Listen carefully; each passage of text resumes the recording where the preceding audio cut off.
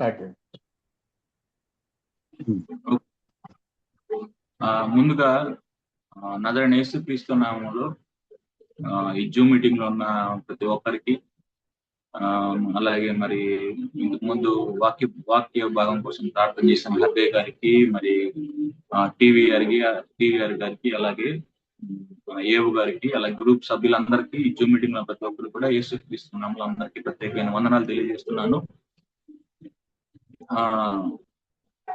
మరి వాక్య భాగం కోసం ప్రార్థన చేశారు కాబట్టి నేను కూడా ఒక చిన్న ప్రార్థన చేసేసి వాక్య భాగంలోకి వెళ్దాం. చిన్న ప్రార్థన. స్తోత్రాలు తండ్రి, స్తోత్రాలు ప్రభా, నా గొప్ప ఘనమైన తండ్రి, నేను లేని ప్రేమకు నేను ప్రభా తండ్రి, వందలాది వేల లక్షలాది కోట్లది స్తోత్రాలు తెలియజేస్తున్నాను ప్రభా.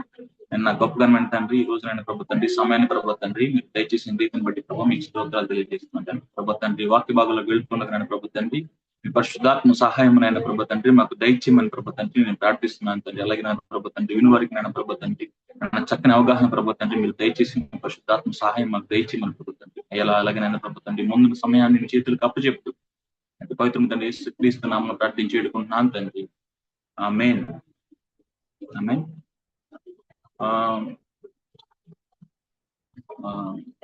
నా వాయిస్ అందరికి స్పష్టంగా వినపడుతుంది కదండి?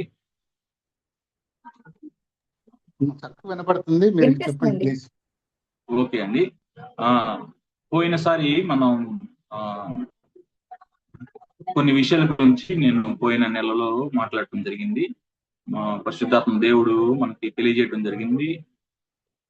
ఏమిటిదనంటే దుష్ట ఆత్మలు లేకపోతే ఈ డీమన్స్, వీటి గురించి దేవుడు మనకు తెలియజేయడం జరిగింది. అయితే ఇంకొకసారి నేను రఫ్ గా ఒకసారి నేను దాన్ని ఎక్స్ప్లెయిన్ చేసి తర్వాత వీటిని మనం ఎలా ఎదుర్కోవాలి, దానికి ఉన్న ఒక 3 అంశాలని మనం ఈ భూమి మీద మనం తెలుసుకోవాలి. అవి తెలుసుకుంటే మన క్రైస్తవ జీవితంలో ఎంతో మనం విక్టరియస్ గా, అంటే ఎప్పుడు విజయవంతంగా మనం మన ఆత్మీయ జీవితంలో ముందుకు వెళ్ళడానికి అవకాశం ఉంటుంది. ఆ 3 అంశాల్లోకి మనం వెళ్లే ముందుగా నేను ఒకసారి ఇది ఏమిటి, మనం ఈ దెయ్యాలు అంటాం, లేకపోతే ఇంకా వేరే వేరే డీమన్స్ అంటాం, లేకపోతే దెయ్యం పట్టింది అని అంటాం. ఈ ఒకసారి రఫ్ గా ఒకసారి మనం దాని గురించి మాట్లాడుకొని ఆ 3 అంశాలు విక్టోరియస్ లైఫ్ మనం విక్టరీగా ఎలా జీవించాలి, అలాగే మనం విజయవంతంగా మన ఆత్మీయ జీవితాన్ని ఎలా జీవించాలి అనే దాని గురించి మనం తెలుసుకుందాం. అయితే మొట్టమొదటిగా మనం సహజంగా డీమన్స్ అని కానీ, లేకపోతే దెయ్యాలని కానీ, లేకపోతే ఇంకా వేరే వేరే పేర్లు ఏదైనా సరే, మనం ఆ పేరు వినగానే మనకి మొట్టమొదటిగా గుర్తొచ్చేది ఎవరికన్నా దెయ్యం పట్టింది అన్నప్పుడు మనకి ఈ విషయాలు గుర్తొస్తా ఉంటాయి. అయితే ఈ లోకంలో దెయ్యం అని అంటే మనకున్న ఐడియా ఏంటంటే, లేకపోతే దుష్టాత్మలు అని, లేకపోతే ఇంకా వేరే వేరే ఏ పేర్లు ఏదైనా సరే, మనకున్న క్రైస్తవ్యంలో కూడా ఉన్నది ఏంటిదని అంటే, ఎవరో చనిపోతారు, ఈ లోక సంబంధమైన ఆలోచనలు ఇవన్నీ. ఎవరో చనిపోతారు, ఆత్మహత్య చేసుకునో లేకపోతే ప్రమాదం సత్య ఏదో చనిపోతారు. ఆ చనిపోయిన వ్యక్తి అతని కోరికలు తీరక వేరే వ్యక్తులకు వస్తాడని చెప్పేసి మనం చూస్తూ ఉంటాం. మన క్రైస్తవంలో కూడా బాగా మూఢనమ్మకం అది. ఎందుకు మూఢనమ్మకం అనాల్సి వచ్చిందని అంటే,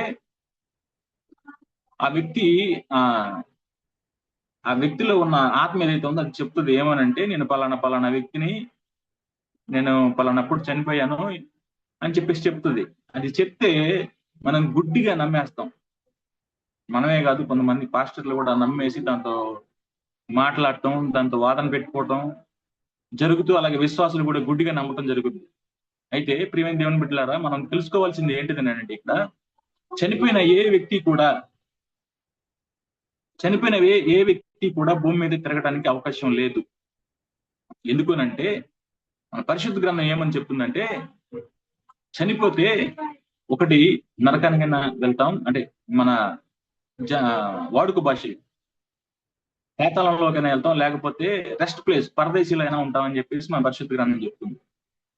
అయితే అలా కాకుండా ఒక వ్యక్తి చనిపోయిన తర్వాత భూమి మీద తిరుగుతున్నాడు అని అర్థం తిరుగుతున్నాడని మనం నమ్ముతున్నామంటే దానికి అర్థం ఏంటిది అంటే, మన పరిశుద్ధ గ్రంథాన్ని, దేవుడు మనకి ఇచ్చిన ఈ గ్రంథాన్ని ఆయన మాటల్ని మనం నమ్మట్లేదు మనం. ఎందుకు చెప్పనా? ఇది మన తప్పు కాదు, ఇది అంతా సాతాను యొక్క పన్నాగం. ఎందుకు పన్నాగం అంటే, ఈ సాతాను ఎవరు? జనకుడు. ఎవరికి జనకుడు? అబద్ధానికి జనకుడు. ఈ సాతాను లేకపోతే వాడి దూతలు ఒక మనిషిలోకి వచ్చి ఆడ అబద్ధాలు చెప్పేస్తే, అబద్ధాలు అవి మనం నమ్మేసి అది బైబిల్కి వ్యతిరేకమా కాదా అని కూడా ఆలోచించలేని పరిస్థితుల్లో వాడు మనకి అబద్ధాలు చెప్పేసి మనల్ని మోసం చేసే ప్రయత్నంలో ఉన్నాడు అనమాట. క్రైస్తవ సమాజాన్ని కూడా మోసం చేసే ప్రయత్నంలో ఉన్నాడు.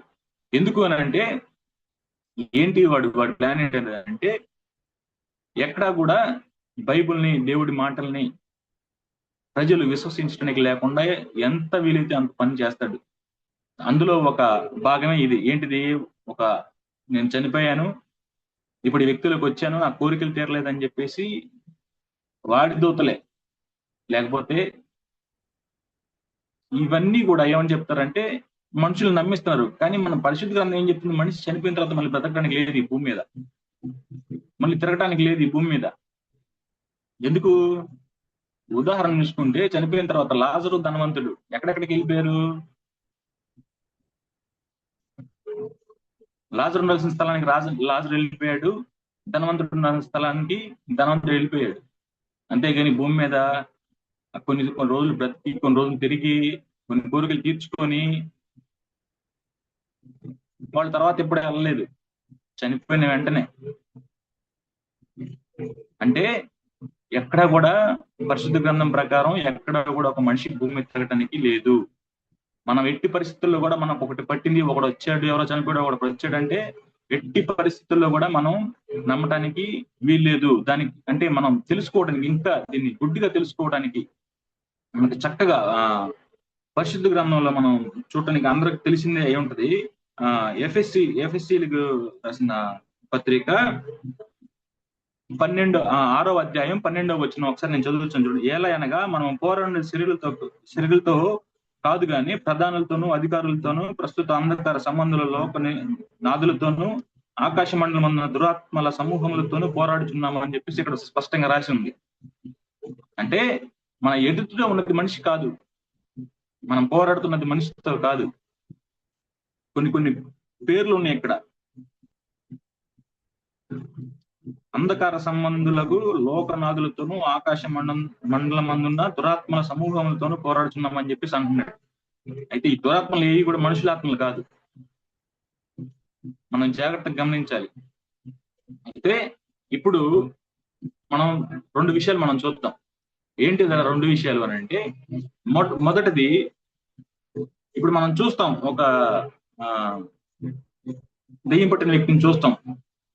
ఇది సాతాను గడి ఒక క్రియ. అంటే సాతాను తను బయలుపరుచుకోవటం అనేది ఒక క్రియ. సాతాను క్రియల్లో 2 విధాలుగా మనం మన పరిశుద్ధ గ్రంథంలో నుంచి మనం చూడొచ్చు. ఎలా రెండు విధాలుగా వాడి క్రియలు ఎలాగ ఉంటాయనంటే, మొట్టమొదటి ఇదే. ఏంటిది? ఒక మనిషిలోకి వెళ్ళి ఆ మనిషిలో నుంచి అది మాట్లాడటం, లేకపోతే దాని క్రియలు జరిగించటం. రెండవది వేరే. ఏమవుద్ది అనంటే, మొదటి దాంట్లో మనకి సాతాను అని అర్థమైపోద్ది, సాతాను తెలిసిపోద్ది, లేకపోతే దెయ్యం అని తెలిసిపోద్ది, అది ఖచ్చితంగా ఏదో ఒక దురాత్మ తెలిసిపోద్ది. కానీ రెండవది ఉంది. ఈ రెండవ దానిలో మనకి ఎక్కడ కూడా సాతాను క్రియ గాని, లేకపోతే సాతాను ఆలోచనలు గాని, లేకపోతే సాతాను పన్నాగాలు గాని ఇక్కడ ఉన్నాయని మనం ఎక్కువ శాతం గమనించలేము.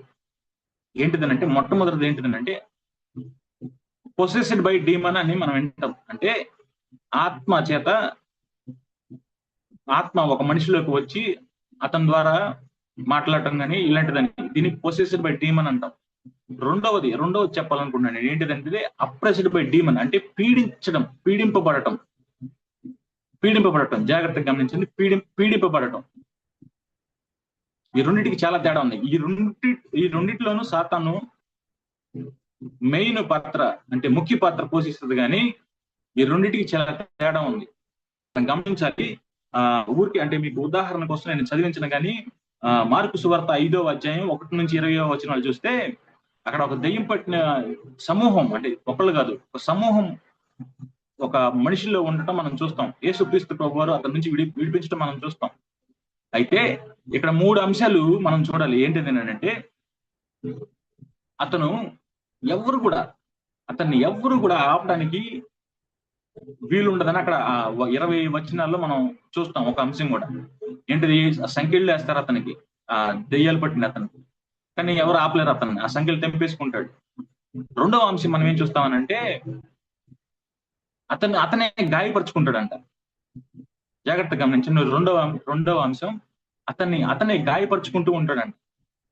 మూడవ అంశం మనం ఏం చూడాలని అంటే, చివరి వచనంలో 19 ఈ వచనాలు ఏమనంటే, యేసుక్రీస్తు ప్రభువారు ఆ దుష్టాత్మలన్నిటినీ పందులు గుంపులోకి పంపించిన తర్వాత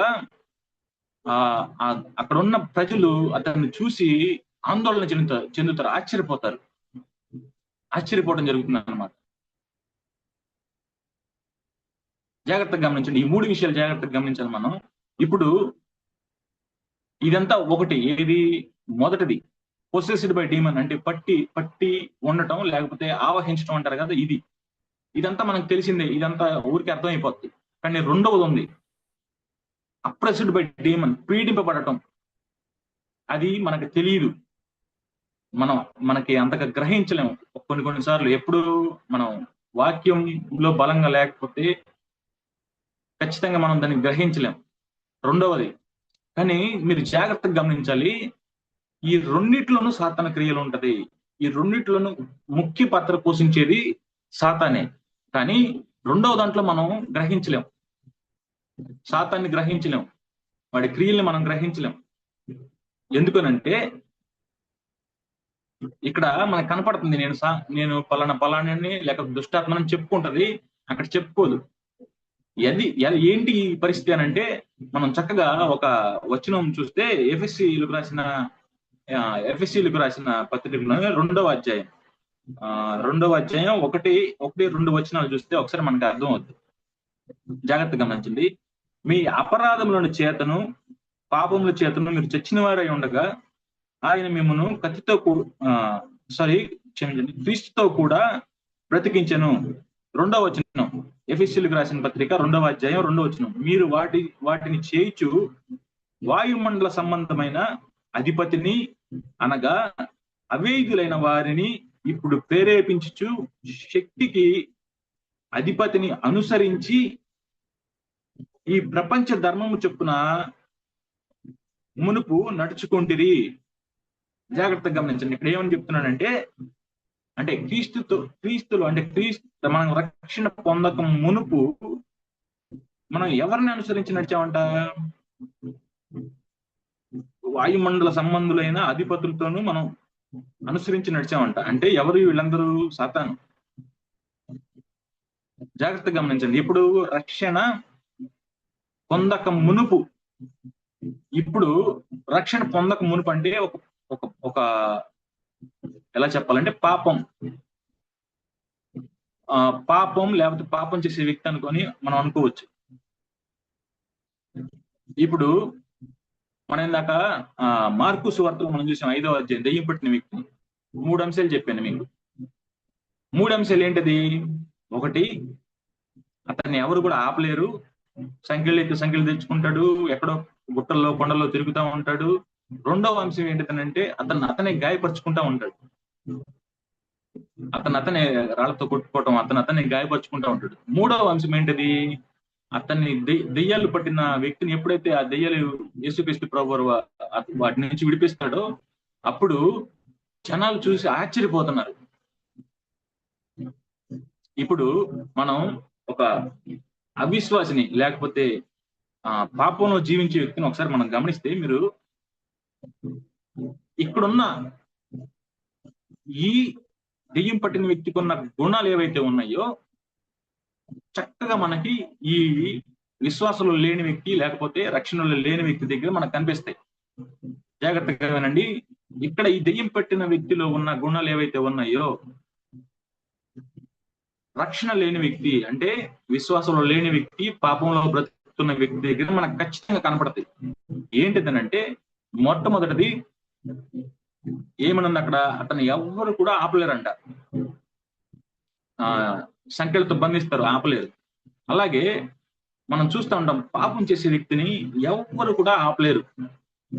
అవునా కాదా? ఎవ్వరు కూడా ఒక పాపాన్ని ఒక మనిషి, ఈ ప్రపంచంలో ఉన్న వ్యక్తులు ఎవరైనా సరే ఒక వ్యక్తి పాపం చేయటం ఆపలేరు. అవునా కదా? ఒక వ్యక్తిని మందు తాగకుండా మనం ఆపలేం, ఏ మనిషి కూడా ఆపలేడు. ఒక వ్యక్తిని వ్యభిచారం చేయకుండా మనం ఆపలేం, ఏ మనిషి కూడా ఆపలేడు.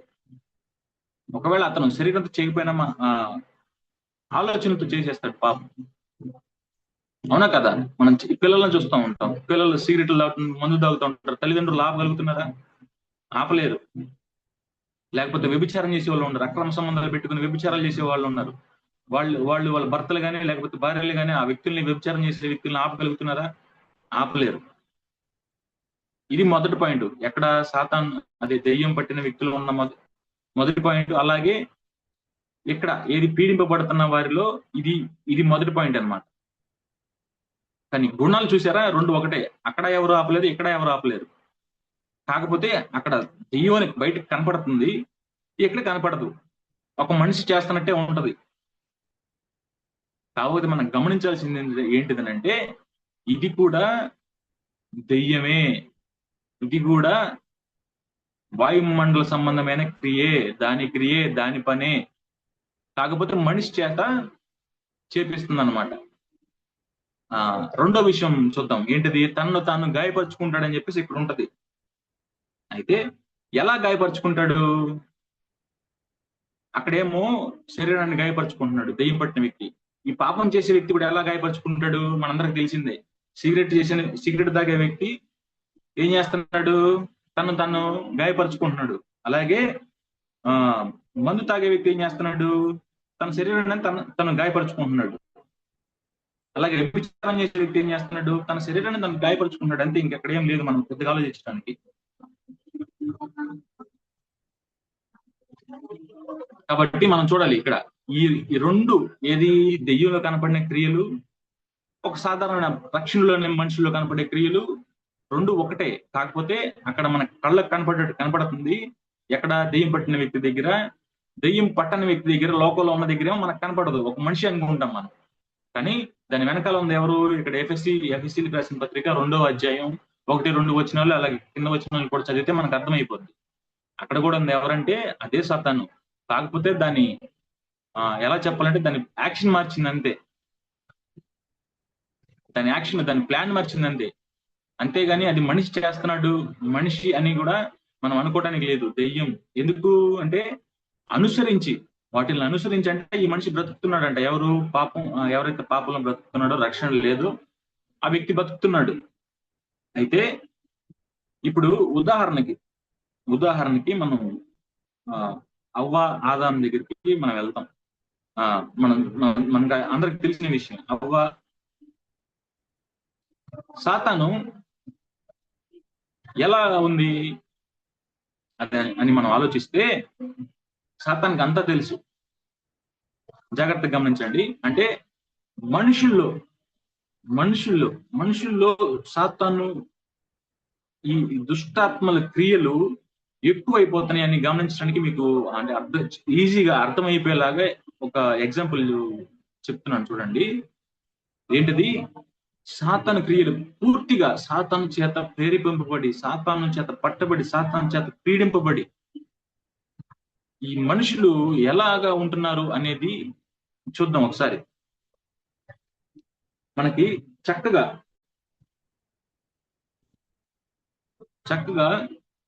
మనం చూస్తే ఏంటిదంటే, అవ్వ దగ్గరికి సాతాను వెళ్ళింది. ఎలా వెళ్ళింది? ఒక మంచి క్యారెక్టర్, అంటే ఒక మంచి గుణాలు ఉన్న సర్పమే, కానీ ఆ హృదయం ఉన్న వ్యక్తిలాగా అవ్వ దగ్గరికి వెళ్ళింది. అవ్వ దగ్గరికి వెళ్ళి ఏమంటుంది? నిజంగా తినమన్నాడా దేవుడు? తినొద్దన్నాడా అని చెప్పేసి ఏమీ తెలియని ఒక ఇన్నోసెంట్, అంటే ఒక అమాయకమైన పర్సన్ లాగా అవ్వ దగ్గర నటిస్తుంది. లేనిపోయిన ఆలోచనలన్నీ పెడుతుంది. జాగ్రత్తగా గమనించండి దేవుని బిడ్డలారా. ఏం చేస్తుంది? అంతా తెలుసు. అన్ని తెలుసు, దేవుడు తినొద్దన్నాడు అని తెలుసు. ఇప్పుడు అవ్వ తింటే ఖచ్చితంగా ఇక్కడ మనుషులకి దేవునికి ఉన్న సంబంధం తెగిపోతుందని తెలుసు. ఇవన్నీ తెలిసి కూడా అంటే ఆలోచన అంతా ఒకటి ఉంది, నోటితో మాట్లాడేదేమో అంటే ఏదో అవ్వకి మంచి చేస్తున్నట్టు మాట్లాడుతుంది. మీరు జాగ్రత్తగా గమనిస్తే ఇదే భావం లేకపోతే ఇదే ప్రవర్తన ఈ రోజు మనుషుల్లో కనిపిస్తుంది. ఎలాగో చెప్పమంటారా? నా దగ్గర ఉన్నంతసేపు నా మాటలు నాతో నన్ను మంచిగా పొగుడతారు, మంచోడు లేకపోతే కార్తికేయుడు మంచోడు, అది పక్కకి వెళ్ళిన తర్వాత మంచోడు కాదని మన మీద ఏదో ఒక నిందలేస్తా ఉంటారు. ఇంకా మనకు ఉదాహరణ చెప్పాలంటే మనం వార్తలు చూస్తూ ఉంటాం, వార్తలు వస్తూ ఉంటే ఫేస్బుక్ లో కానీ, ఇన్స్టాగ్రామ్ లో కానీ, లేకపోతే యూట్యూబ్ లో కానీ రీల్స్ వస్తూ ఉన్నాయి. ఇది మంచి బాగా ఎక్కువైపోయింది, చూసారా లేదా మీరు? ఏది భార్యలు భర్తను చంపటం. ఎలా చంపుతున్నారు మీరు గమనించారా? ఒక వ్యక్తిని ఒక కొండ చివరి వరకు ఇంకక్కడ నుంచి ఒక అడుగు ముందుకేస్తే చనిపోవటమే అనే దగ్గరికి నమ్మించి అక్కడ వరకు తీసుకెళ్ళి ఏం చేసింది? అక్కడ నుంచి తోసేసింది. అంటే లోపల, అంటే తన హృదయంలో చంపేయాలన్నంత ఆ భావం, ఆ కసి ఉన్నా సరే పైకి అంటే ముఖంలో ఎక్కడ కూడా అది కనపడకుండా మంచిగా నవ్వుతూ నటిస్తూ ప్రేమ ఉన్నట్టు అతన్ని అక్కడ దాకా తీసుకెళ్లి చంపేయడం జరిగింది. మన రీసెంట్ గా జరిగింది. అంతకు ముందులా కూల్ డ్రింక్ లో విషం కలిపేసి ఒక స్త్రీ ఏం చేసింది? ఇంకొక వ్యక్తిని చంపేసింది. అంటే కూల్ డ్రింక్ ఇచ్చేటప్పుడు మీరు గమనించండి, ఎంత అంటే ఏమి తెలియనట్టు ప్రేమ ఉన్నట్టు నటించి ఏం చేసింది? విషయం ఇచ్చి చంపేసింది ఈజీగా.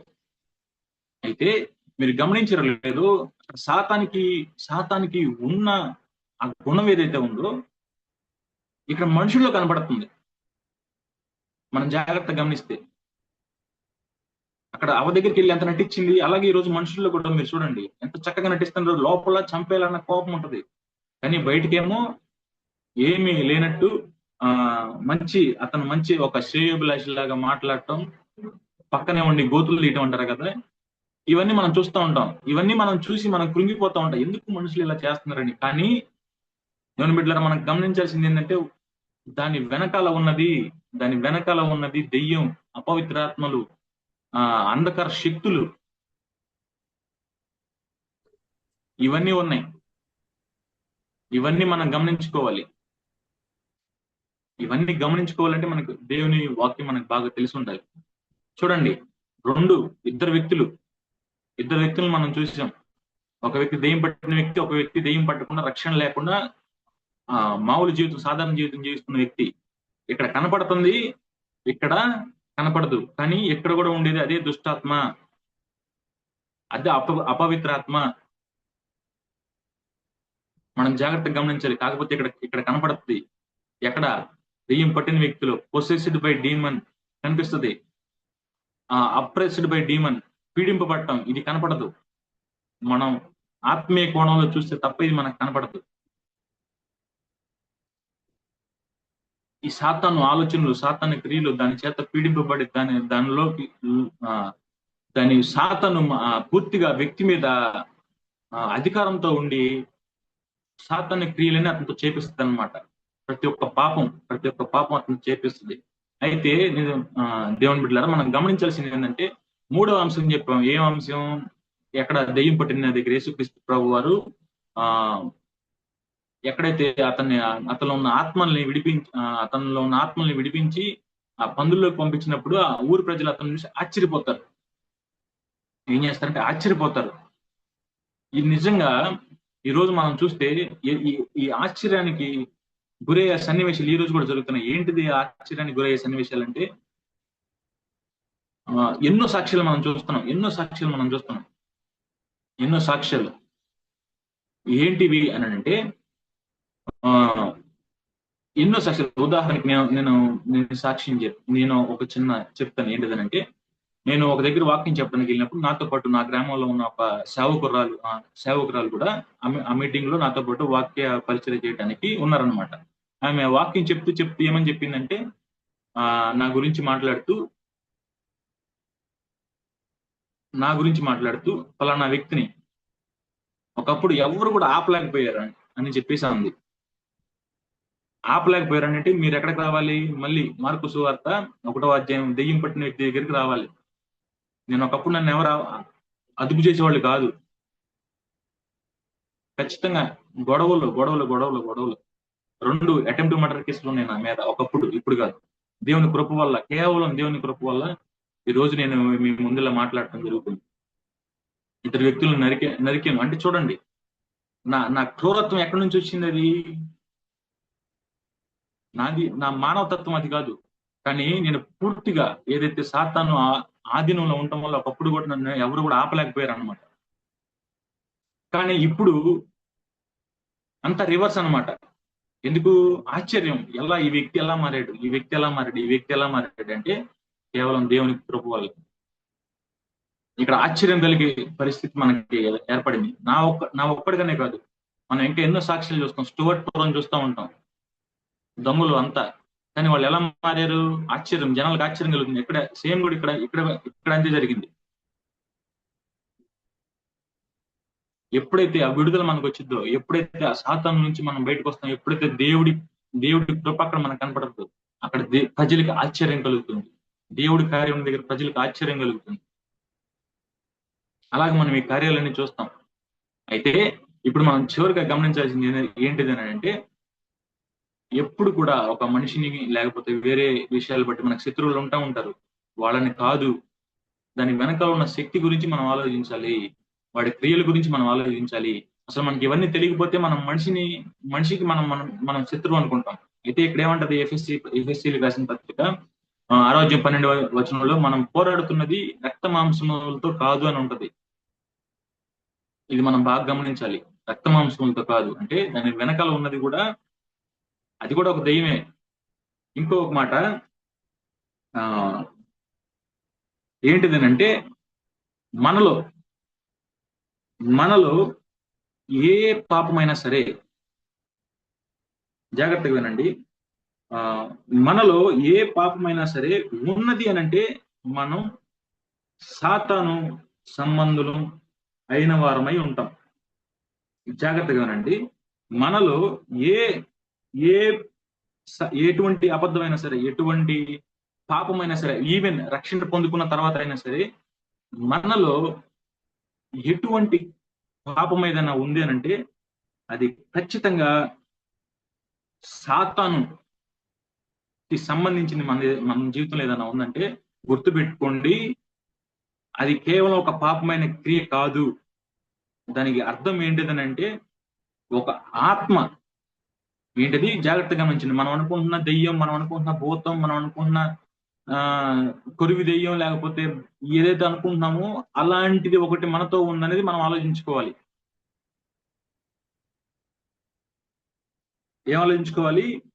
మనం జనరల్ గా ఎవరికైనా దెయ్యం పట్టినప్పుడు ఏదైతే ఒక దెయ్యం గురించి మనం మాట్లాడుకుంటున్నామో, అపవిత్ర ఆత్మ గురించి మనం మాట్లాడుకుంటున్నామో, ఒకవేళ మనలో ఏదైనా పాపానికి సంబంధించిన క్రియ ఏదైనా ఉంటే అది ఖచ్చితంగా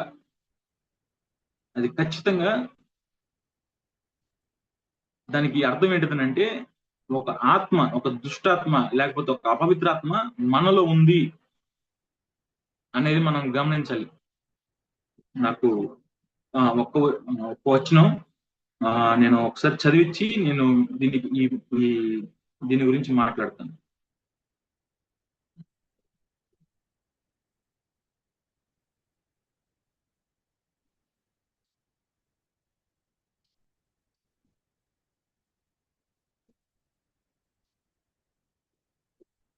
మంది ఏమని పెట్టారా? ఎందుకనంటే మనం ఒక్క నిమిషం, ఎఫ్ఎస్సి పత్రిక మనం చూసాం. అక్కడ ఏమని రాసింది? ఒకప్పుడు మనం ఏం చేసాం? వాయుమండల సంబంధులైన వారిని అనుసరించాం. అంటే ఎవరిని అనుసరిస్తున్నాం? ఖచ్చితంగా ఖచ్చితంగా మనం అపవిత్ర ఆత్మలను అనుసరిస్తున్నాం, వాటి చేత మనం నడిపింపబడుతున్నాం.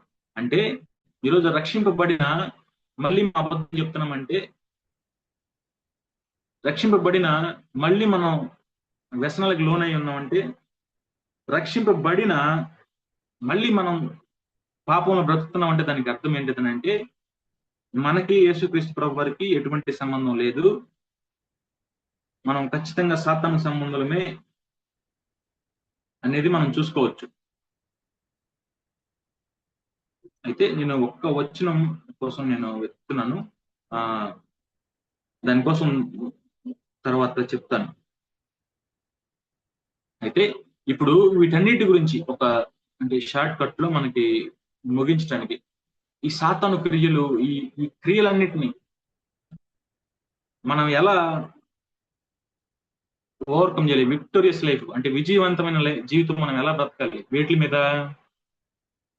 ఈ సాతాను తంత్రాలు. ఎందుకనంటే మనం ఎప్పుడైతే యేసుక్రీస్తు ప్రభువులు మనం ఉండాలనుకుంటున్నామో, యేసుక్రీస్తు ప్రభువులు మనకు తెలియక ముందు పాపం బ్రతుకుతున్న ముందు ఏం కాదు, సాతాను అలాగే ఉంటుంది, మన పాపలను బ్రతుకుతాను. కానీ వన్స్ ఎప్పుడైతే మనం యేసుక్రీస్తు ప్రభు కోసం మనం నిలబడాలి, మన జీవితాన్ని యేసుక్రీస్తు ప్రభు వారికి ఇవ్వాలి, పాపం లేకుండా బ్రతకాలనుకుంటే అప్పుడు మనకి ఇంకా ఎక్కువ అవుతుంది. జాగ్రత్తగా గమనించండి. అప్పుడు మనకి ఇంకా ఈ సాతాను ఆలోచనలు లేకపోతే సాతాను పన్నాగాలు మన మీద ఇంకా ఎక్కువ అవుతాయి. ఇప్పుడు నేను ఒక మాట చెప్పాను, ఏంటిదనంటే మనలో ఏ పాపమైనా ఉండొచ్చు, ఏదైనా పాపం ఉంటే మన దేవునికి సంబంధం కాదు. ఒకవేళ రక్షణ పొందుకున్నా సరే, దానికి ఒక వచనం చదివి నేను ఇది ఇక్కడతో ఆపుతాను. ఏంటిదనంటే 1వ యోహాను 1వ యోహాను రాసిన పత్రిక 3వ అధ్యాయం 8వ వచనం. 1వ యోహాను రాసిన పత్రిక 3వ అధ్యాయం 8వ వచనం ఏంటిదనంటే, అపవాది సాతాను మొదట నుండి పాపము చేయుచున్నాడు గనుక పాపము చేయువాడు అపవాది సంబంధి.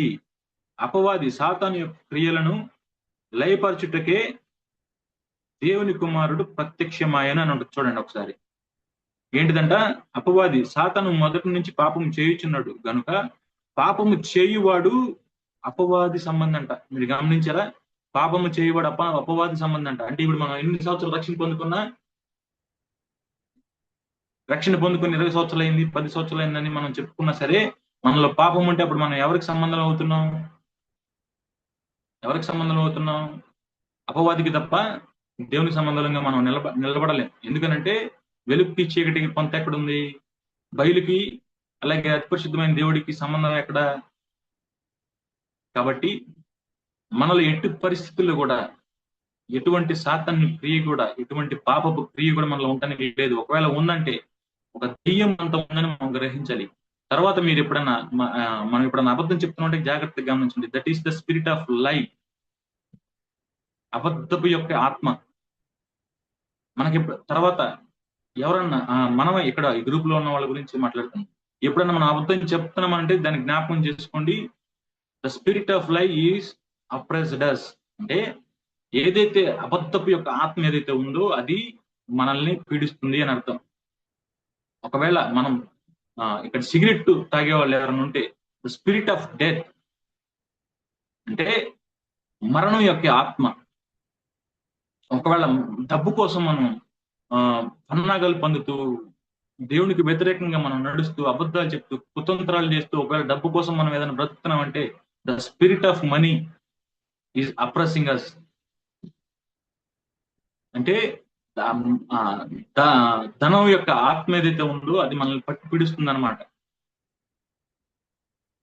అలాగే వ్యభిచారం చేసేవాళ్ళు, వ్యభిచారం సంబంధించిన ఏదైనా సరే, ఏదైనా మన జీవితంలో ఉందనంటే the spirit of uncleanliness, the spirit of immorality, ఇవన్నీ కూడా మన జీవితంలో ఉన్నట్టు. కాబట్టి ప్రియమైన దేవుని బిడ్డలారా, ఇప్పుడు ఇక నుంచి మనం ఏదైనా సరే, మన జీవితంలో ఏదైనా సరే దేవునికి వ్యతిరేకంగా మన జీవితంలో నడుస్తున్నామంటే ఖచ్చితంగా ఏదో ఒక దుష్టాత్మ సంబంధించిన ఆనవాళ్ళు మన జీవితంలో ఉంటేనే. అలాగే మనం సాతానికి సంబంధించిన వారమే కానీ దేవునికి సంబంధం ఉండదు అక్కడ. ఇది మనం గమనించాలి. ఆత్మ అంటే దెయ్యం అంటే ఒకటే, అది పట్టినోడు లేకపోతే నేను పలానా నుంచి వచ్చిన దగ్గర నుంచి అనేది కాదు. కానీ ఇవన్నీ కూడా దేవుడికి పాపకు సంబంధించిన క్రియలు కూడా ఒక ఆత్మే, ఆత్మ దుష్టాత్మే, అవి మనలోనే ఉంటున్నవి, మనల్ని ప్రేరేపిస్తున్నవి, మనల్ని పీడిస్తున్నాయి అనేది గమనించుకోవాలనేది ఈ వాక్యానికి దేవుడిచ్చిన కృపను బట్టి మీకు అందరికీ అర్థమైందని అనుకుంటున్నాను. అయితే వీటిని మనం ఓవర్కమ్ చేయడానికి, మనం జయించడానికి ఒక చిన్న నేను ఒక 3 కీస్ అనుకోండి, లేకపోతే 3 keys to live victorious life అనుకుందాం. అంటే విజయవంతంగా ఆత్మీయ పోరాటంలో జీవించడానికి ఒక 3 అంశాలను మనం చూద్దాం. ఏంటిదనంటే మొట్టమొదటి అంశం మనం దేన్ని చూసుకోవాలనంటే ద నేమ్ ఆఫ్ జీసస్. అంటే యేసుక్రీస్తు ప్రభు వారి పేరు, యేసు అనే పేరు. దేవుని బిడ్డలారా, మనం అనుకోవచ్చు పేర్లో ఏముంటది అని, కానీ పేరులోనే అంతా ఉంది. ఏంటది? పేరులోనే అంతే ఉంది. 3 అంశాలు. ఇది మొట్టమొదటి అంశం. ఏంటది? యేసు అనే పేరు, జీసస్ అనే పేరు. కొంతమంది మన భారతదేశంలో మామూలుగా ఇలా అనొచ్చు, ఏంటది? పేర్లో ఏముంటది, ఒట్టి పేరు మనం పలికితే అంత అయిపోతుంది. కానీ మనం వాక్యం ద్వారా మనం వెళ్తే, వాక్యం ఏం చెప్తుందో మనం చూస్తే, జీసస్, యేసు ఆ పేరుకి ఎంత వాల్యూ ఉందో అనేది మనకు అర్థమవుతుంది. మనం ఒక్కొక్కటిగా చూద్దాం. మొట్టమొదటిగా మనం చూడాల్సింది ఏంటంటే ఆది కాండంలో 15వ అధ్యాయం 1వ వచనం 15వ అధ్యాయం 1వ వచనం ఏమనంటే, ఇది జరిగిన తర్వాత యెహోవా వాక్యము అబ్రహాముకు దర్శనమందు వచ్చి, అబ్రహాము భయపడకము, నేను నీకు కేడము అని ఉంది ఇక్కడ. అంటే కేడము అంటే రక్షణ, అన్ని బ్లెస్సింగ్, అంటే అన్ని, ఏది పీస్ కానీ, బ్లెస్సింగ్ కానీ, ప్రొటెక్షన్ కానీ, ఇవన్నీ ఇచ్చేది ఎవరు మనకి? దేవుడు.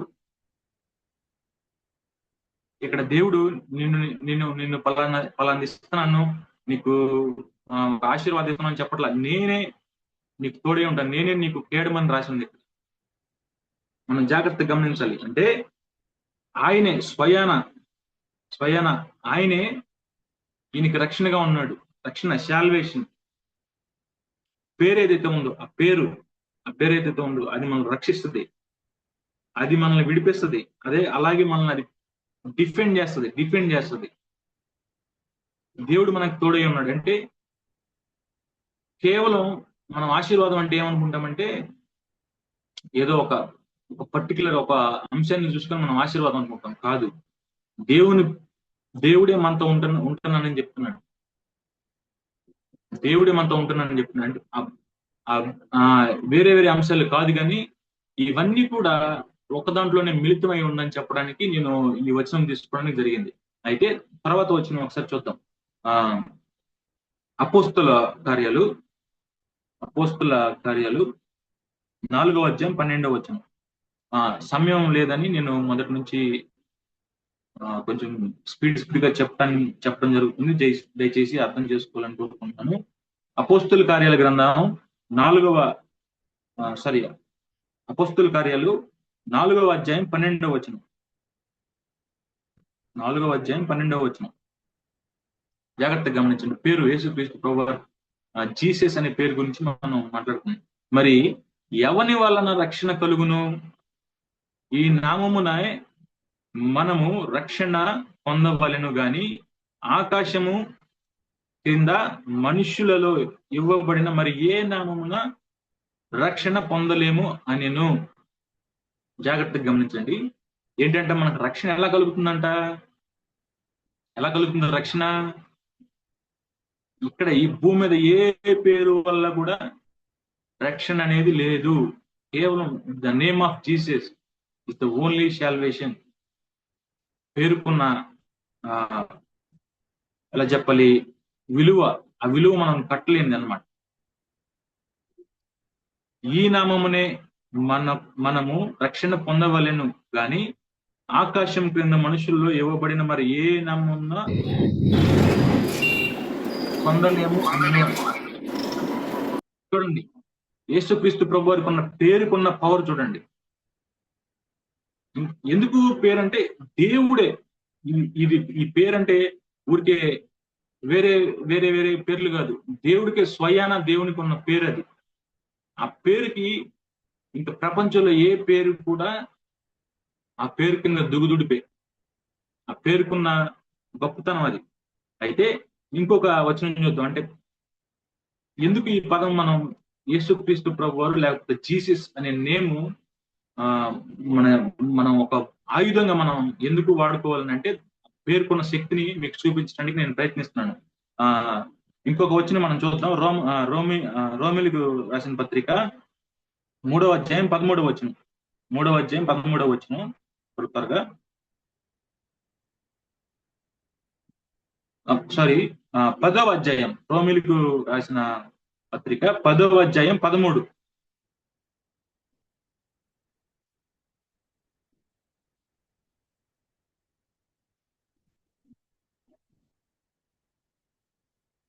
ఎందుకనగా ప్రభువు నామమును బట్టి ప్రార్థన చేయు వాడెవడో వాడు రక్షింపబడును. చూడండి, ఎందుకనగా ప్రభువు నామమును బట్టి ప్రార్థన చేయు వాడెవడో వాడు రక్షింపబడును. ఇప్పుడే మనం చూస్తే ఏమనగా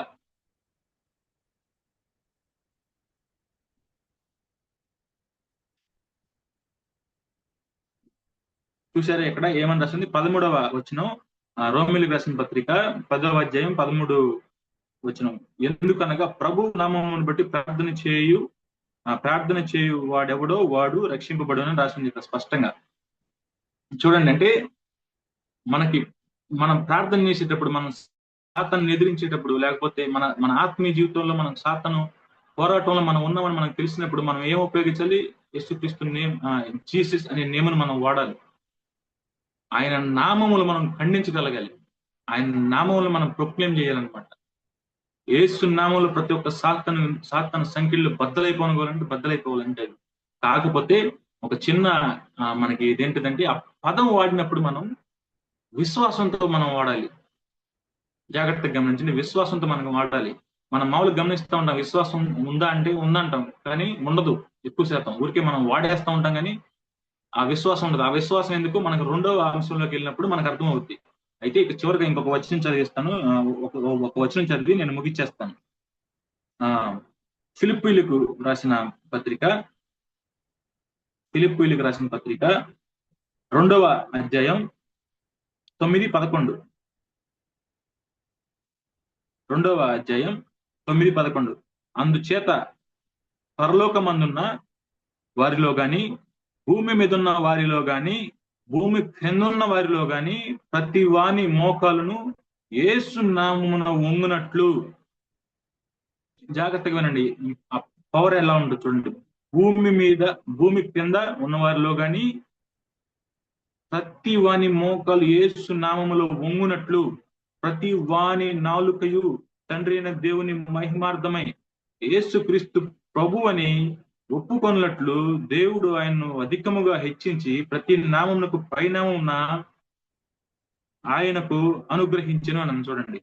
ఏంటిదంట? ప్రతి మోకాలు ఆయన నామములో వంగాలి, ప్రతి నాలుక ఆయన్ని ప్రభు అని ఒప్పుకోవాలి. ఆయన నామానికి ఉన్న విలువది.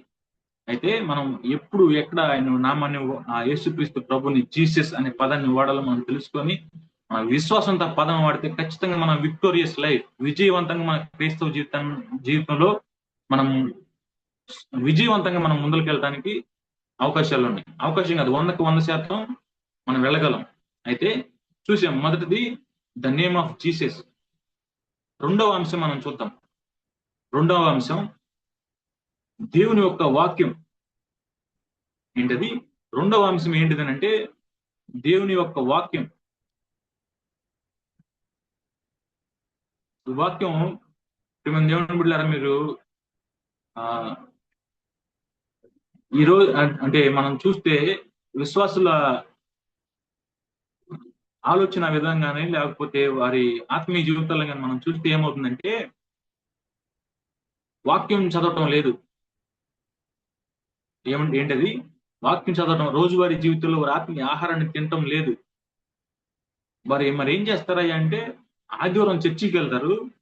చర్చికి వెళ్ళినప్పుడు సేవకుడు చెప్పిన మాటలు వింటారు. ఇంకా అదే వాళ్ళకి ఆత్మీయ ఆహారం. ఇంకా అది ఒకటే. ఇంకా రోజువారీ జీవితంలో ఇంకేం లేదు. వచ్చే ఆదివారం నుంచి మళ్ళీ వచ్చే ఇంకొకసారి వచ్చే ఆదివారం దాకా ఇంకా ఎటువంటి వాక్యం కానీ ఇంకొకటి ఏమీ లేదు. దీనివల్లే నాకు తెలిసి క్రైస్తవులు ఎక్కువ మంది లోకంలో పడిపోవడానికి అవకాశం ఉంటుందని నేను అనుకుంటున్నాను. ఎందుకనంటే చాలా టైం పట్టుద్ది దీని గురించి మాట్లాడాలంటే. నేను త్వరగా ముగిస్తాను. ఏంటిదనంటే ఉదాహరణ నేను చెప్తాను చూడండి. మనకి ఏదన్నా శోధన వచ్చింది, ఏదైనా కష్టకాలం వచ్చింది, ఏదన్నా ఇబ్బంది వచ్చింది, ప్రతి ఒక్కళ్ళు ఏం చేస్తారంటే మాక్సిమం ఎందుకు ఈ ఎక్కువగా వాక్యం మీద పట్టులేని వాళ్ళు ఎవరైతే ఉన్నారో వాళ్ళు ఏం చేస్తారంటే దేవుడు ఎప్పుడు కార్యం చేస్తాడో, దేవుడు ఎప్పుడు కార్యం చేస్తాడో, దేవుడు ఎప్పుడు కార్యం చేస్తాడో, నేను ఎలా జయించాలి ఈ శోధనలో, ఈ శోధనలు నేను జయించాలి, దేవుడు నాకు సహాయం చేస్తే బాగుండు, దేవుడు నాకు ఈ శోధనలో సహాయం చేస్తే బాగుండు అని చెప్పేసి ఎప్పుడు చూసినా దేవుడు సహాయం కోసమే చూస్తారు. దేవుని బిడ్డలారా, ఎప్పుడు సాతాను శోధనలు పెట్టినప్పుడు. అయితే మనం గమనించాల్సిన విషయం ఏంటో చెప్పనా, ఇక్కడ స్వయాన యేసుక్రీస్తు ప్రభువారు మనకు ఒక ఉదాహరణని ఆయన జీవించి, ఆయన మనకు మాదిరిగా జీవించి, మనకు ఒక ఉదాహరణని మనం ఎలా జీవించాలి, మన ఆత్మీయ జీవితంలో శోధనలు వచ్చినప్పుడు మనం ఎలా జీవించాలని చెప్పేసి ఆయన ఒక ఉదాహరణ మనకి ఇచ్చి వెళ్ళాడు. ఆయన స్వయంగా జీవించి ఆయన చేసి వెళ్ళాడు. ఏంటిదనంటే ఎప్పుడైతే యేసుక్రీస్తు ప్రభువారు 40 రోజులు ఉపవాసం ఉన్నప్పుడు సాతాను శోధించడానికి వచ్చింది, మీకు అందరికి తెలిసిన విషయమే అది. గమనించారా? అయితే యేసుక్రీస్తు ప్రభువారు చిటికేస్తే, మన భాషలో చెప్పుకోవాలంటే దేవదూతలు వచ్చి ఆయనకి పరిచయం చేసేవాళ్ళు. ఏది సాతాను శోధించినప్పుడు. తర్వాత సంగతి కాదు. సాతాను ఆ క్షణంలో ఎప్పుడైతే అడుగుతుంది కదా, నీ పాదాలు కింద పడకుండా దేవదూతలు వచ్చి లేకపోతే నిన్ను ఆపుతారు కదా, లేకపోతే ఈ రాయిని రొట్టి చేసుకొని తినొచ్చు కదా అని అడిగినప్పుడు, రాయిని రొట్టి చేసుకొని మార్చుకోవాలనుకుంటే ఆయన మార్చుకోగలుగుతాడు. ఆయన దేవుడైనా. కానీ జాగ్రత్తగా వినండి. ఆయన దేవుడు అయి ఉండి కూడా, ఆయనకి శక్తి ఉండి కూడా మనకి మాదిరి చూపించడానికి ఒక గొప్ప కార్యం చేశాడు అక్కడ. ఏంటది చెప్పనా? వాక్యాన్ని ఉపయోగించాడు. అక్కడ ఎక్కడ కూడా మనం యేసుక్రీస్తు ప్రభువు ఆయన శక్తిని చూపించినట్టు కానీ, ఆయనకున్న దేవుని యొక్క గుణాలు చూపించినట్టు కానీ మనం ఎక్కడ చూడం. ప్రియమైన దేవుడి బిడ్డ, ఇవి మనం తెలుసుకోవాలి. ఎందుకనంటే మనకు శోధన వచ్చినప్పుడు ప్రతిసారి మనం కార్యం కోసం కాదు చూడాల్సింది, దేవుని కార్యాల కోసం కాదు. దేవుడు ఏం చేశాడు, యేసుక్రీస్తు ప్రభువు ఏం చేశాడు అని ఒక మంచి మాదిరి, ఒక గొప్ప మాదిరి మనకు చూపించి వెళ్ళాడు ఆయన. ఏంటది? శోధన వచ్చినప్పుడు ఆయన ఏం చేశాడు? ఎక్కడ కూడా ఆయన దేవుడు అయి ఉండి, దేవుని కుమారుడు ఎక్కడ కూడా ఆయన శక్తులు వాడలేదు. ఎందుకు వాడలేదు? మనకి మాదిరి చూపించడానికి కోసం. ఏంటి ఆ మాదిరిని అంటే, శోధన వచ్చినప్పుడు ఆయన వాక్యాన్ని ఉపయోగించాడు కానీ ఎటువంటి ఆశీర్వాదాన్ని కానీ, ఎటువంటి బ్లెస్సింగ్ అని కానీ ఆయన ఎదురు చూడలేదు. ఆయన ఎటువంటి ఉపయోగించలేదు అనమాట. 3 సార్లు సాతాను శోధించినప్పుడు 3 సార్లు వాక్యాన్ని వాడాడు. కానీ ఈరోజు ఏమైంది? శోధన వచ్చినప్పుడల్లా మనకి దేవుని కార్యం కావాలి, సూపర్ నేచురల్ పవర్ కావాలి, శక్తి కావాలి, ఆశీర్వాదాలు కావాలి, దేవుడి కార్యం కావాలి అక్కడ. ఈ రోజు మన సంఘాల్లో చూస్తే ఇదే. కష్టం వచ్చిందా? దేవుడి కార్యం కావాలి. కానీ దేవుడు మనకు విడిచిపెట్టి వెళ్ళిన ఈ మనుషుల యొక్క సొంత బోధల్లో దేవుడు మనకు విడిచిపెట్టి వెళ్ళిన మాదిరిని మనం మర్చిపోయాం. చూసారా? ఏంటిది? మనకు శోధన వచ్చి మనకు వచ్చేది ఆదరణ ఏంటది? మన కీర్తన గ్రంథాలు చదివితే, దావీదు రాసిన గ్రంథాలు మనం చూస్తే ఎంత చక్కగా మనకు అర్థం అవుద్ది. ఇరుకులో విశాలత, లేమిలో సమృద్ధి, ఇవన్నీ ఎక్కడి నుంచి వస్తాయి? దేవుని వాక్యం మనలో ఉంటే ఇవన్నీ వస్తాయి. ఇవన్నీ రాకుండా ఎన్ని ఆశీర్వాదాలు వచ్చినా ఆశీర్వాదాలు వస్తాయి పోతాయి. కానీ దేవుని వాక్యం మనలో ఉండాలి. ఆ వాక్యాన్ని పట్టుకొని మనం నిలబడ్డప్పుడు మన ఆత్మీయ విశ్వాసం సాతాను ఎంత శోధించినా, సాతాను ఎన్ని ప్రయోగాలు చేసినా, ఎంత పీడించినా, మన ఆత్మీయ జీవితంలో మనం ఎక్కడ కూడా పడిపోవటానికి కానీ, ఎక్కడ కూడా ఇదవటానికి కానీ వీలు లేదు. ఎందుకంటే యేసుక్రీస్తు ప్రభువు చూపించిన మాదిరి అది. వాక్యానికి అంత విలువ ఉంది. కానీ ఈ రోజు మనకు వాక్యం అవసరం లేదు. ప్రసంగాలు కావాలి, ఆశీర్వాదాల మీద ప్రసంగాలు కావాలి. లేకపోతే దీన్ని ఏమంటారు, మన ప్రామిస్ కార్డులు, వాగ్దానాలు కావాలి. దేవుడు వాక్యం ఒక మాదిరి చూపించలేడు మనకి. ఆ వాక్యం మనతో ఉంటే మనకి ఏ ఇబ్బంది కూడా ఇబ్బంది అనిపించదు, ఏ కష్టం కూడా కష్టం అనిపించదు. ఎటువంటి శోధన మనకు వచ్చినా సరే మనం వాటిని తట్టుకొని మనం నిలబడతాం. మన ఆత్మీయ జీవితంలో మనం విక్టోరియస్ లైఫ్, నేను చెప్పాను కదా, విజయవంతంగా మనం ముందరకు వెళ్తాం, జీవించగలుగుతాం. ఇది రెండవ అంశం. మొదటిది ద నేమ్ ఆఫ్ జీసస్, రెండవది ఏంటిది ద వర్డ్ ఆఫ్ గాడ్, దేవుని వాక్యం. మూడవ అంశంగా అయితే ఇక్కడ దేవుని వాక్యం గురించి ఒక 2 వచనాలు చదివిచ్చేసి నేను ఇంకొక ఖచ్చితంగా 5 నిమిషాల్లో నా దేవుని మాటలు ముగిస్తాను. హెబ్రీలకు రాసిన పత్రిక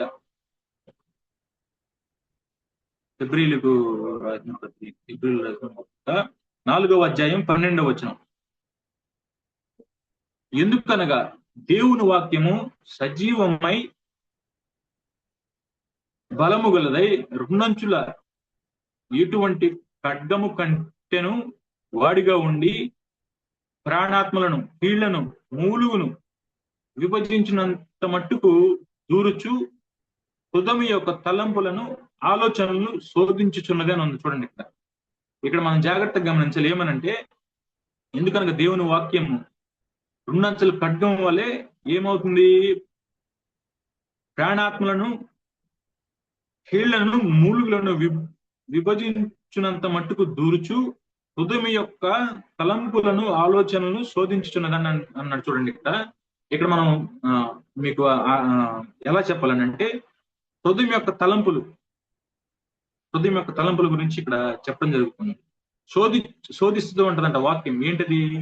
ఒక పక్కన మనకి ఏం జరుగుతుందంటే, మనం ఈ శరీరంలో ఉన్నాం కాబట్టి ఈ శరీరం సాతానికి, అంటే లోక సంబంధమైన ఆశలకి ఎక్కువగా ఆకర్షింపబడటం జరుగుతుంది. ఈ శరీరం ఆశలన్నీ ఎక్కడికి వస్తాయి? మన హృదయంలోకి వస్తాయి. హృదయంలోకి వచ్చి ఇప్పుడు దేవుడి మాటినలా హృదయం, శరీరానుసారంగా మనం నడుచుకోవాలా అనే దగ్గర దేవుని వాక్యం మనకి శోధించు ఉన్నదంట. చూడండి, దేవుని వాక్యం వాటిని ఖండిస్తుంది. ఏది? శరీరానికి సంబంధించిన క్రియల్ని, ఏదైతే సాతానికి సంబంధమైన క్రియలు ఏదైతే ఉన్నాయో వీటన్నిటిని ఖండిస్తుంది. ఈ వాక్యం మనలో ఉన్నప్పుడు మనం తప్పు చేయడానికి భయపడతాం. ఎంత కఠినమైన, ఎంత దీని గురించి చెప్తున్నాడు చూడండి. కీళ్లను, మూలుగులను విభజించినంత మట్టుకు దూరుచున్నదంట.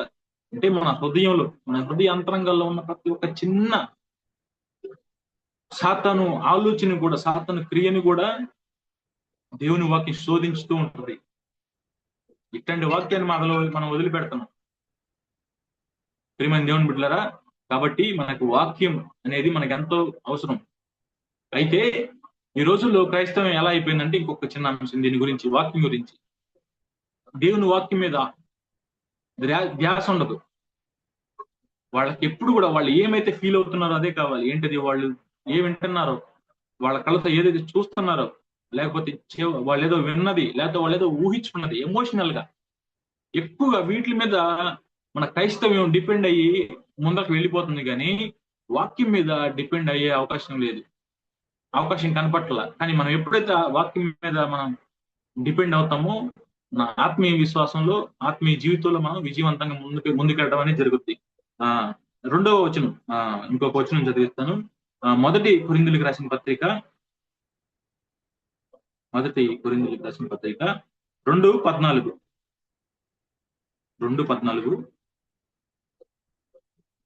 ప్రకృతి సంబంధమైన మనుష్యుడు దేవుని ఆత్మ విషయములను అంగీకరింపడు. అవి అతనికి వెర్రితనముగా ఉన్నవి. అవి ఆత్మానుభవము చేతనే వివేచింపదగును గనుక అతడు వాటిని గ్రహింపజాలడు. అయితే ప్రకృతి సంబంధమైన విషయములు అని చెప్పేసి మనం ఇక్కడ చూస్తే ఒక విధంగా చెప్పాలంటే లోక సంబంధమైన విషయాలు ఇవేవి కూడా ఏమవుతుంది ఇక్కడ మనకి కనిపించదు. ఏం కనిపించదు అని అంటే ప్రకృతి సంబంధమైన విషయాలు ఎవరైతే ఆ విషయాల్లో ఉన్నాడో ఆ వ్యక్తికి దేవుని విషయాలు దేవుని వాక్యం అంతా కూడా ఏమవుతుందంటే ఒక వెర్రితనముగా ఉంటది. ఇంకా దేవుని వాక్యం మీద ధ్యాస ఉండదు. ఎప్పుడు చూసినా ప్రకృతి సంబంధమైన విషయాలు అంటే ఉదాహరణకి ఆశీర్వాదాలు ఏంటది? ఫిజికల్ థింగ్ అనమాట. అది మనకు కనపడుతుంది. ఆశీర్వాదాలు మనకు కనపడతాయి. లేకపోతే మనం సాతాను బయటికి కనపడేది చూసాం. ఇక మనకు కనపడుతుంది. ఎప్పుడు చూసినా ఈ 5 జ్ఞానేంద్రియాలు మనం అంటాం కదా, వీటి మీద డిపెండ్ అయ్యి వెళ్తున్నారు. కానీ ఇప్పుడు కూడా ఆత్మ సంబంధమైన జీవితం మన క్రైస్తవ జీవితంలో ఉండటం మనకు కనపడుతుంది అనమాట. అది ఎప్పుడు మనకు వస్తుందంటే మనం దేవుని వాక్యంతో నడుచుకుంటూ వెళ్ళినప్పుడు మనకి ఈ ప్రకృతి సంబంధమైన విషయాలు ఏవి, లేకపోతే ఆత్మ సంబంధమైన విషయాలు ఏవనేది మనకు తెలుస్తుంది. చివరగా మూడోది నేను ముగిచ్చేస్తాను. ద బ్లడ్ ఆఫ్ జీసస్, యేసుక్రీస్తు ప్రభు వారి రక్తం. జాగ్రత్తగా గమనించండి. యేసుక్రీస్తు ప్రభు వారి రక్తం. నేను త్వరగా వచనాలు చదివిచ్చేసి నేను ముగిస్తాను.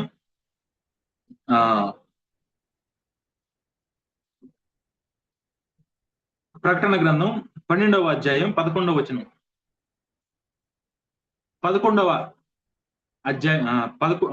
వచనం. ప్రకటన గ్రంథం 12వ వచనం 12వ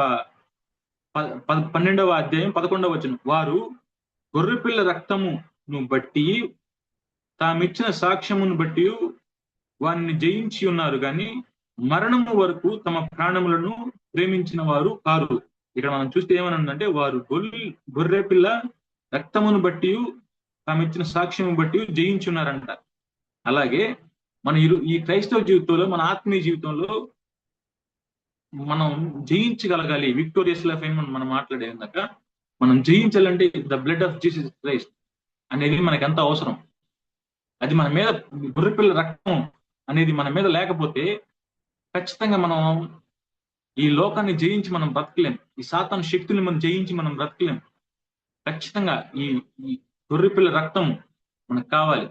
అంటే రక్షణ, అదే రక్తము మన మీద ప్రోక్షింపబడితే దీనికి అందరూ ఏమనుకుంటారంటే ఓకే, ఇప్పుడు నుంచి నేను దేవుని కృపలో దేవుని బిడ్డగా మారిన అనుకుంటారు. కాదు, దేవుని బిడ్డగా మారటమే కాదు, అలాగే ఏదైతే మనం గతంలో పీడింపబడి ఉన్నా, ఏదైతే మనల్ని పట్టి బంధింపబడి ఉన్న ఈ సాధన క్రియలను ఏవైతే ఉన్నా వాటి నుంచి విడిపింపబడటం కూడా అనేది మనం గ్రహించుకోవాలి. ఏంటది? గతంలో ఏంటిది? యేసుక్రీస్తు రక్తంలో మనం కడగబట్టం ఏంటిదని అంటే కేవలం పాపాన్ని విడిచిపెట్టి మనం బ్రతకడం కాదు, లేకపోతే దేవుని రక్షణలోకి మనం రావటం కాదు. మనలో ఉన్న ప్రతి ఒక్క దుష్ట ఆలోచన, దుష్ట ఆత్మ, పవిత్రాత్మ క్రియలన్నీ గుట్టిని బట్టి మనం విడిపింపబడటం. స్వేచ్ఛ అనేది, ఫ్రీడమ్ అనేది మనకు రావటం అనేది అర్థం అన్నమాట. ఇంకొక వచనం, రోమిలకు రాసిన పత్రిక 3వ అధ్యాయం, రోమిలకు రాసిన పత్రిక 3వ అధ్యాయం 25వ వచనం. పూర్వము చేయబడిన పాపములను దేవుడు తన ఒరిమి వలన ఉపేక్షించినందున ఆయన నీతిని కనపరచవాలని 26వ వచనం. క్రీస్తు యేసు రక్తమందలి విశ్వాసము ద్వారా ఆయనను కరుణాధారముగా బయలుపరిచెను. చూడండి, ఎక్కడ, దేని ద్వారా? క్రీస్తు యేసు రక్తమునందలి విశ్వాసము ద్వారా ఆయనను కరుణాధారముగా బయలుపరిచెను. చూడండి, మనం ఎప్పుడైతే యేసుక్రీస్తు రక్తం మనలో ఉంటుందో, ఎప్పుడు అది విశ్వాసం ద్వారా. ఎలా వస్తుంది అంటే విశ్వాసం ద్వారా మనకు వచ్చినప్పుడు ఖచ్చితంగా ఈ సాతాను క్రియలు, ఈ సాతాను ఏవైతే ఉన్నాయో, ఏవైతే ఇప్పుడు మనం ఇందాక మొట్టమొదటిలో మనం చెప్పుకున్నాం, కనపడినది ఏదైతే ఉందో ఆత్మ, అది ఏవైతే మనల్ని పీడిస్తూ ఉన్నాయో అవన్నిటి నుంచి మనం స్వేచ్ఛను పొందుకోగలుగుతాం. వాటన్నిటి నుంచి మనం విడిపింపబడతాం. ఈ మూడు మాటలు మనం ఏదైతే ఇప్పుడు చూసామో, ఈ మూడు కూడా ఆ ఈ విజయవంతమైన జీవితం, క్రైస్తవంలో విజయవంతమైన జీవితం జీవించడానికి ఈ మూడు కూడా ఎలా చెప్పాలంటే 3 అంశాలు. ఈ మూడు కూడా ఖచ్చితంగా మనకు కావాలి. ఈ మూడు మన క్రైస్తవ జీవితంలో, మన రోజువారీ జీవితంలో మనం గమనించి వీటిని మన జీవితంలో ఉంచుకొని మనం ముందుకు నడుచుకోవాలి. అప్పుడు ఈ లోక సంబంధమైన నాదులతోనూ, దుష్టాత్మలతోనూ, అలాగే అంధకార సంబంధమైన శక్తుల్ని వీటన్నిటిని జయించి అంటే యేసుక్రీస్తు నామములో మనందరం కూడా ఆత్మీయ జీవితాన్ని, మన పోరాటాన్ని విజయవంతంగా పోరాడటం జరుగుతుంది. కాబట్టి నా మాటలు ఎంతో ముగిస్తున్నాను. ఈ కొద్ది మాటలు దేవుడు దీవించును గాక. అలాగే కొద్ది సమయం ఎక్కువ అవడం జరిగింది. దయచేసి మీరందరూ కూడా అర్థం చేసుకుంటారని కోరుకుంటున్నాను. నా మాటలు ఎందుకు ముగిస్తున్నాను. అందరికీ వందనాలు. అగ్గయ్య పాస్టర్ గారు చేస్తారు, ఆయన బెనడిక్షన్ ఇస్తారు. తర్వాత యోగు గారు కార్తికేయకి ఓట్ ఆఫ్ థ్యాంక్స్ చెప్తారు.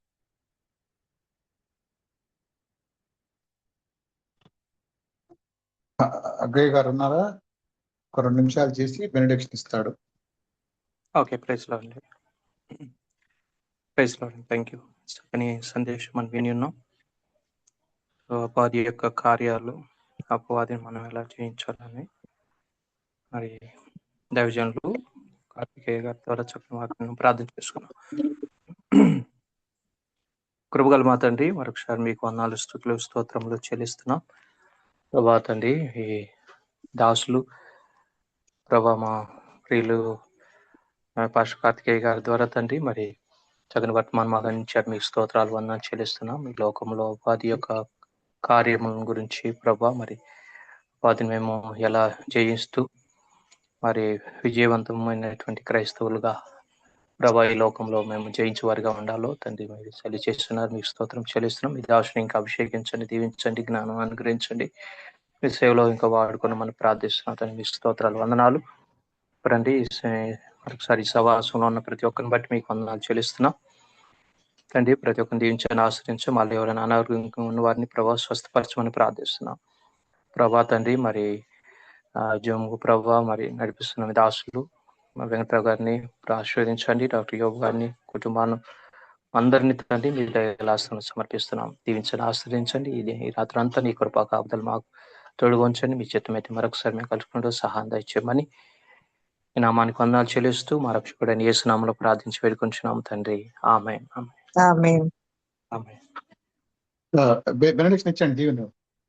మన పరమ తండ్రి అయిన దేవుని ప్రేమ, మన రక్షకుడైన యేసుక్రీస్తు వారి కృప, పరిశుద్ధాత్మ దేవుని దీవెన సవాసము మనకును మన కుటుంబాలకును ఇప్పుడు ఎల్లప్పుడు సదాకాలము తోడైన దాకా. ఆమేన్. ఇప్పుడు డాక్టర్ యోగు గారు లేదా జాన్సీరావు గారు మరి ఎం కార్తికేయకు సంప్రదాయబద్ధంగా వీడ్కోలు మాటలు చెప్తారు. దేవునికి స్తోత్రములు. మీ అందరికీ రాత్రికాల శుభములు తెలియజేస్తున్నానండి. ఇప్పుడు వరకు మనము దేవుని వాక్యాన్ని ప్రాక్టికల్గా మనం ఎలా విశ్వాసం ఎలా జీవించాలి, ఎలా జీవించకూడదు, మనం దేవుని సంబంధులమా అపవాది సంబంధం అనేది మనం చేసే పనులు బట్టి మనకి ఆ విషయాలు ప్రాక్టికల్గా కళ్ళ కట్టినట్టు చక్కని సందేశం మనకు కార్తికేయ గారికి ఇచ్చారు. వారికి ప్రత్యేక హృదయపూర్వక వందనాలు. జాయిన్ అయిన మీ అందరూ కూడా నా హృదయపూర్వక వందనాలు తెలియజేస్తూ నా మాటలు ముగిస్తున్నాను. థ్యాంక్ యూ అండి. గుడ్ నైట్ అండి. ఈ కూడికి ఇంత అయిపోయింది. ఇది యూట్యూబ్ లో అప్లోడ్ చేస్తాను. మళ్ళీ రెండోసారి కూడా వినొచ్చు. ఇప్పుడే అయిపోతుంది. రాత్రి మెసేజ్, మరి ఈ రోజు మెసేజ్ మొత్తం శనివారంది ఈ రోజు కూడా అప్లోడ్ అయిపోతుందండి. Thank you. ఓకే అండి, థ్యాంక్ యూ. కూడికి ఇంతతో ముగిచ్చేస్తున్నాం.